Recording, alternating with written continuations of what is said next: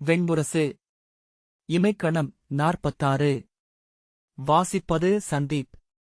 இளைய யாதவர் உள்ளுணர்வால் அழைக்கப்பட்டு கதவைத் திறந்து வெளியே வந்தபோது அங்கே சுகர் நின்று கொண்டிருப்பதைக் கண்டார். மண்படிந்த மெலிந்த ஆடையற்ற சிற்றுடல் புதிதாக அகழ்ந்தெடுக்கப்பட்ட கிழங்கு போல் நறுமணம் கொண்டிருந்தது.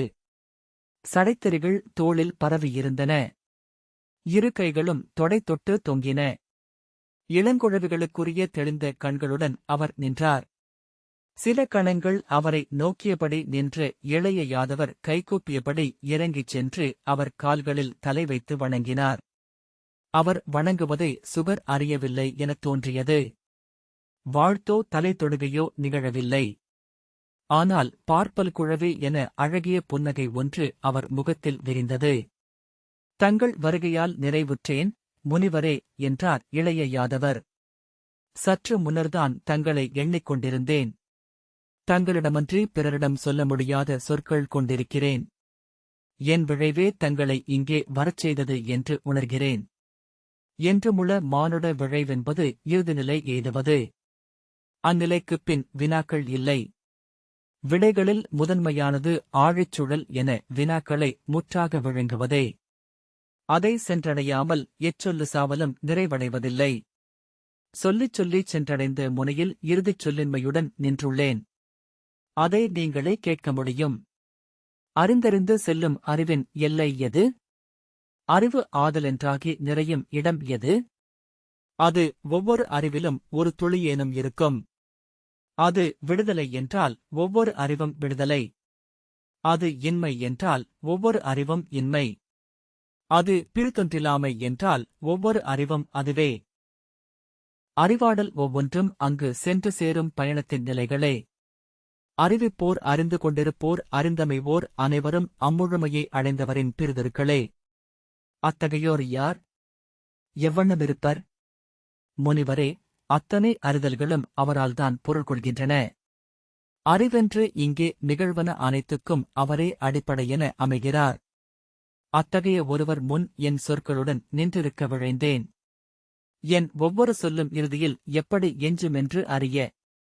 சொல்லுதிர்ந்து நான் எப்படி எஞ்சுவேன் என்று உணர. முனிவரே, நான் கொண்டவை மெய்யா என நானே காண. என் சொற்களனைத்துக்கும் விழிக்கூடென ஒரு சான்று. சுகர் மறுமொழி சொல்லாமல் நின்றார். அமர்க, முனிவரே என்றார் இளைய யாதவர். எவரிடமென்றில்லாமல் ஓர் அடி எஞ்சியிருக்கிறது என்றார் சுகர். ஆம், ஒரே அடி தொலைவு. ஓர் இமைக்கணம். அந்தத் துளியில் மட்டுமே சொல்லப்பட வேண்டியவை இவை. இன்று புவியில் நீங்கள் மட்டுமே அங்கே நின்றிருக்கிறீர்கள் என்று இளைய யாதவர் சொன்னார். சுகர் அச்சொற்களை கேட்கவில்லை.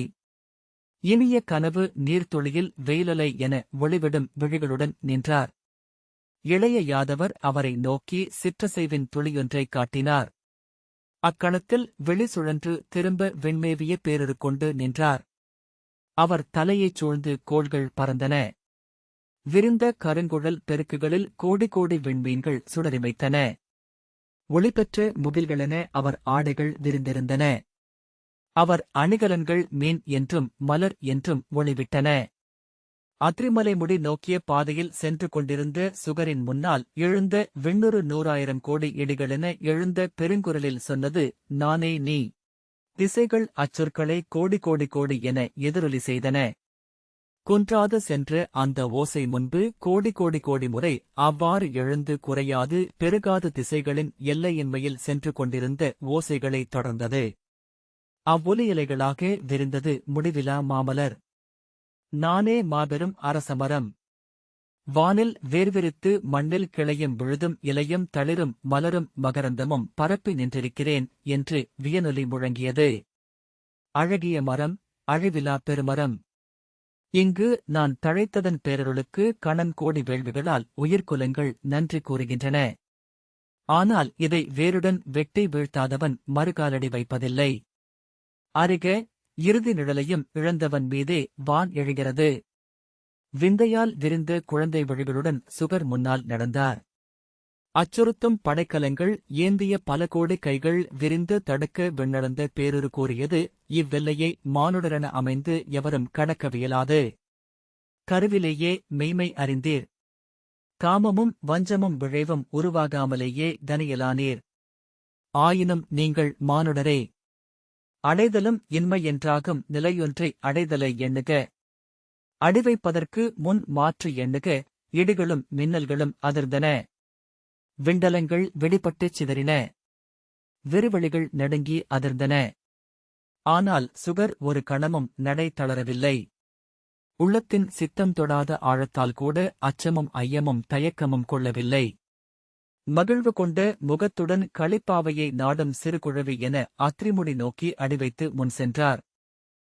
இளைய யாதவர் மின்கொடிகள் சுற்றிய மணிமுடியும் 2 வெண்சுடர்கள் என விழுந்த விழிகளும் ஆழியும் சங்கும் மின்படையும் மலரும் கதையும் மழுவும் ஏந்தி அஞ்சலும் அருளலும் காட்டிய 8 கைகளும் மஞ்சள் ஆடையும் மார்பின் திருமணியும் கொண்டு விண்ணளந்தோனாக தோன்றினார். கடல்களை தழலாக்கும் காலை ஒளி என புன்னகை புரிந்து சொன்னார். முனிவரே, நீர் வந்து கொண்டிருப்பது என்னை நோக்கி. செருக்கும் மயக்கமும் அற்றோர், சார்புக் குற்றங்களை எல்லாம் வென்றோர், ஆத்ம மெய்மையில் நிற்போர், விருப்பங்களினின்றும் நீங்கியோர், இன்பதன்பக் குறிப்புகளையுடைய இரட்டைகளின்றும் விடுபட்டோர், மடமையற்றோர் மட்டுமே அந்த அழிவிலா நிலையை எய்துகின்றனர். எதை எய்தினோர் மீள்வதில்லையோ அதுவே மெய்ப்பெருநிலை. அது ஒவ்வொரு மானுடருக்குள்ளும் பறவைக்குள் வானமென பொறிக்கப்பட்டுள்ளது. முனிவரே, ஒவ்வொரு பறவையையும் காடு 100,000 கோடி கைகளால் பற்றியிருக்கிறது. எழுவதெல்லாம் மீள்வதற்கே என்னும் இச்சூழலில் எந்தப் பறவையும் மெய்யாகவே பறப்பதில்லை. மீண்டும் உடலணையும் இச்சிறகும் வானத்தை முழுதறிவதில்லை. மண்மீளா பறவை ஒன்று உண்டு. வானாகி வானை அறிவது. அப்பறவை அறியும் வானமே பறவை என வந்தது. அலகிலாதது, அதை சூரியனும் சந்திரனும் தீயும் சுடரச் செய்வதில்லை. அழிவிலா அனல் கதிரவனாகி இங்கே வாழ்வை சமைக்கிறது. சந்திரனாகி கனவை ஆக்குகிறது. தீயென்றாகி வேள்வி பெருக்குகிறது. மண்ணுக்குள் பெருகி கரியை வைரமாக்குகிறது. வேர்களில் விழைவாக மாறுகிறது. கிளைகளில் பெருகி விரிகிறது. உடல்களுக்குள் வைஸ்வானரன் என்னும் வசிப்பேருருவனாகிறது.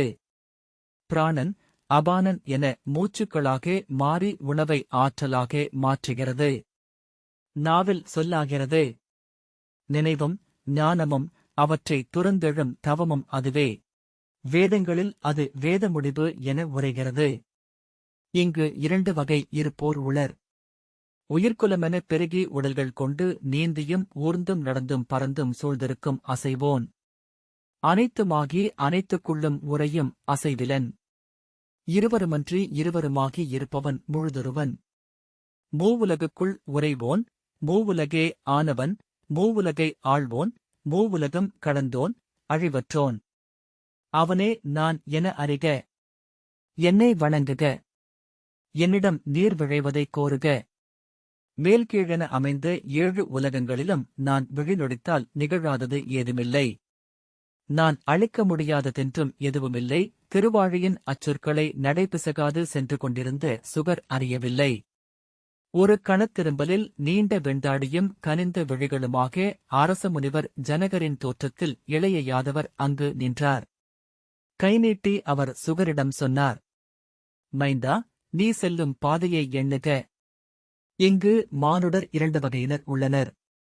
வானை ஈட்டுவோர், மண்ணை ஈட்டுவோர்.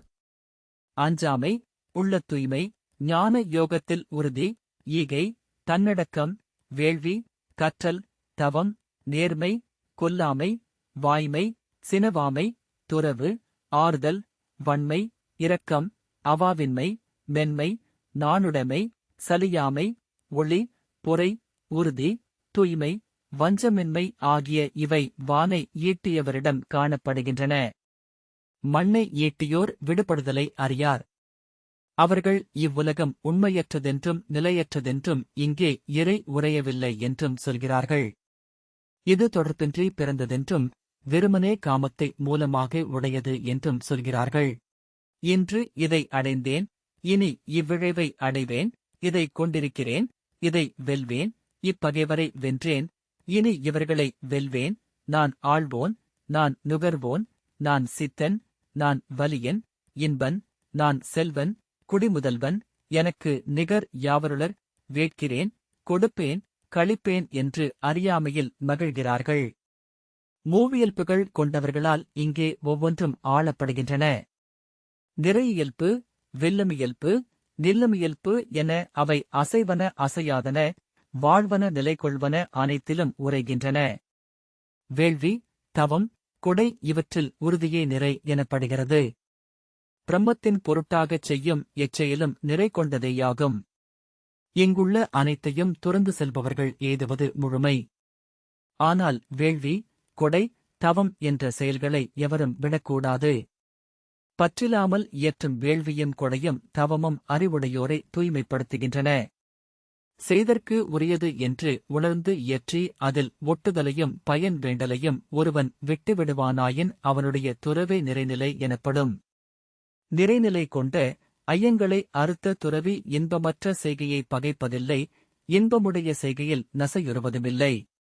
அவன் இவ்வுலகத்தாரை எல்லாம் கொன்ற போதிலும் கொலையாளி ஆகான், கொலையின் விளைவுகளுக்கும் கட்டுப்பட மாட்டான். ஒரு தொழியும் எஞ்சாது உன்னை ஆற்றினாய் என்றால் முன் செல்க. ஏதுமறியாது சென்ற சுகரின் முன் இளைய யாதவர் வேய்குழல் இடைசெருகி குழல் முடிச்சில் பீலி உலைய கருமணி மேனியும் விழியொளியும் மென்னகையொளியுமாக நின்றார். நட்புடன் நகைத்தபடி சொன்னார். அறிவு, அறியப்படு பொருள், அறிவோன் என இம்மூன்றும் இணைந்து இங்கு புடவி என்றாகின்றது. கருவி, செய்கை, செய்பவன் என செயலின் அமைப்பு 3 பகுதிப்பட்டது. பற்றுதலுடையோனாய் பயன்களை விரும்பி அறம்பொருளின்பங்களைப் பேணுவதில் செலுத்தும் உறுதியே வெல்லும் இயல்பு எனப்படுகிறது. அது தொடக்கத்தில் இனிக்கிறது, கனியம்தோறும் கசப்பு கொள்கிறது. எது தொடக்கத்தில் நஞ்சை ஒத்ததாய் விளைவில் அமிர்தமொப்ப மாறுவதோ அந்த இன்பமே நிறைநிலை கொண்டது. ஆணவம், வலிமை, செருக்கு, காமம், சினம், இரத்தல் இவற்றை விட்டு தன்னிலையை முற்றழித்து அமைதி கொண்டவன் தானே பிரம்மம் எனத் தக்கவன். பிரம்ம நிலை பெற்றோன், பேருவகை உடையோன், துயரற்றோன், விருப்பற்றோன், எல்லா உயிர்களையும் நிகராக நினைப்போன் உயர்ந்ததாகிய பற்றுறுதியை அடைகிறான். இளம்படிவரே, உங்களை அறிந்து கொள்க. ஒரு துளியேனும் ஐயமோ விலக்கமோ கொண்டிருந்தால் இங்கு நீங்கள் நின்றுவிடலாம். சுகர் மேலும் முன்னகர அவர் முன் புழுதி மண்ணில் சிறு குழவி என வலக்கால் கட்டைவிரலை வாயில் வைத்து சுவைத்தபடி புன்னகையில் வாய்நீர் வழிய கைகால்கள் அலைததும்ப கரியோன் கிடந்தார். அக்குழவியும் சுகர் விழிகளில் படவில்லை. அப்பால் அடி எடுத்து வைத்தபோது அப்பூழியில் ஒரு நீலச் சிறுமணிப்பரல் என வெண்வடிவோன் கிடந்தார். நடந்த சுகரின் கால்களில் ஒட்டிக்கொண்டார். அத்ரிகரியின் தாமரைப் பீடத்தில் ஏறுவதற்கு முன் சுகர் இயல்பாக ஒரு காலில் மறுகாலை தட்டி பாதப்பொடியை முற்றுதறிய போது பெருமாள் உதிர்ந்து விழுந்தார். சுகர் மலைமுடி மேல் ஏறி நின்று கைகளைக் கூப்பிய போது படைத்தோன், காப்போன், அழிப்போன் என மும்முகம் கொண்டெழுந்தது ஒரு. அக்கணமே அழிந்து வெளியென நின்றது அரு. எல்லா அறங்களையும் விட்டுவிட்டு என்னையே அடைக்கலம் கொள்க என விண்பெருக்குகள் முழங்கின. இளைய யாதவர் முன் தன் மெய்யுருவில் எழுந்த யமன், யாதவரே, நான் தென்றிசைத்தேவன். என் ஐயமொன்றை தீர்க்கும் பொருட்டு இவ்வண்ணம் வடிவுகள் கொண்டு இங்கு அணைந்தேன் என்றார். இளைய யாதவர், ஆம், நான் அறிவேன் என்றார். யமன், எப்போது அறிந்தீர்கள்? நான் முதலில் அங்க நாட்டரசனாக வந்தபோதிருந்தா என்றார்.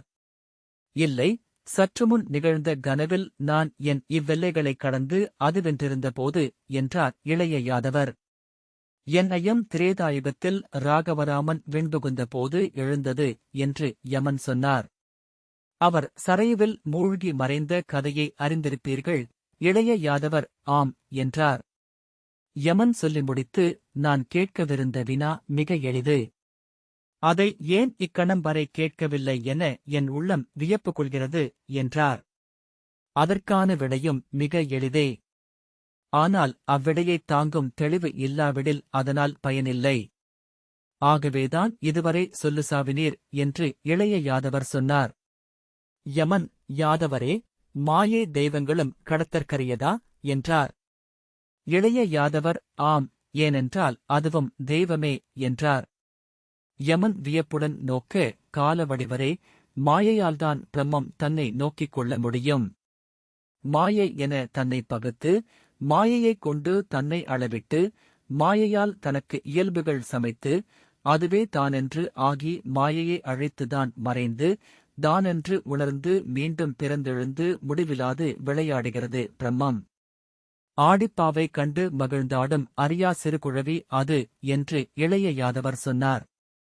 மழையென்று பொழிகையில், நதியென்று பெருகுகையில், கடலென்று தன்னை அறிவதில்லை நீர். கடல் நாடும் விசையே தன் வழியனைத்தையும் வகுத்தது என்று கடலென்றான பின்னரே உணர்கிறது என்று இளைய யாதவர் சொன்னார். கடல்களெல்லாம் பெருங்கடலுள் சிறுதுளியே என உணர்கையிலேயே அலைகளை அறியத் தொடங்குகிறோம்.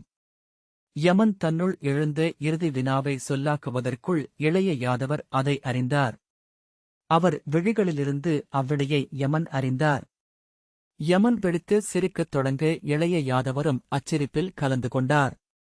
இருவரும் மேலும் மேலுமென சிரிப்பு பொங்கியழ எண்ணெய் எண்ணெய் நகைத்தனர். நெஞ்சும் வயிறும் வலிக்க ஓய்ந்து மீண்டும் நகைக்கத் தொடங்கினர். மூச்சு வாங்க, விழிநீர் வழிய போதும் யாதவரே என்று யமன் கை காட்டினார். இனி என்னால் முடியாது. என் உள்ளம் முற்றாக சிதறிப் போய்விடக்கூடும். மீளவே முடியாமலாகிவிடும். இளைய யாதவர் புன்னகையாக தணிந்து சென்று வருக மாகாலரே என்றார். யமன் கைகூப்பி எழுந்து விடை கொண்டார். நைமிஷாரண்யத்தில் இருந்து கரிய ஒளிய செய்வன யமன் மீண்டு வந்தார். அவர் முகம் புன்னகையால் பொலிவுற்றிருந்தது. அவரைக் காத்து நின்றிருந்த யமி ஓடி அருகணைந்து, மூத்தவரே, நீங்கள் 3 முதன்மைத் தெய்வங்களுக்கு நிகராக ஒளி கொண்டிருக்கிறீர்கள் என்றாள். ஆம், அவர்கள் மட்டுமே அறிந்ததை நான் அறிந்தேன் என்றார் யமன். அவரைச் சூழ்ந்து கொண்ட காலர்கள் ஆர்ப்பரித்து வாழ்த்தொலி எழுப்பினர். கீழ்விண்ணின் ஆழங்களிலிருந்து ஆழங்களுக்கெனச் சென்று தன் நகரை அடைந்த யமன் அதன் மையமென அமைந்த அரண்மனையை அடைந்தபோது அங்கே அவர் அரசியர் தூமூர்னை, அப்ராப்தி, சியாமளை, இரி ஆகியோர் மைந்தர்கள் கஜன், கவாக்ஷன், கவாயன், சரபன், கந்தமாதனன் ஆகியோர் சூழக் காத்து நின்றிருந்தனர். அமைச்சர் காகபுசுண்டர் தலைமையில் நின்றிருந்த யமபுரியினர் வாழ்த்துரை எழுப்பினர். மைந்தர்கள் கால் தொட்டு வணங்கி வாழ்த்து கொண்டனர். துணைவியர் அருகணைய அவர்களை அழைத்து இன்சொல்லுரைத்தார். அன்று துணைவியரும் மைந்தரும் அமைச்சரும் சூழ அவையமர்ந்திருந்தபோது காகபுசுண்டர், அரசே, தாங்கள் தேடிய வினாவுக்கு விடை கிடைத்ததா என்றார்.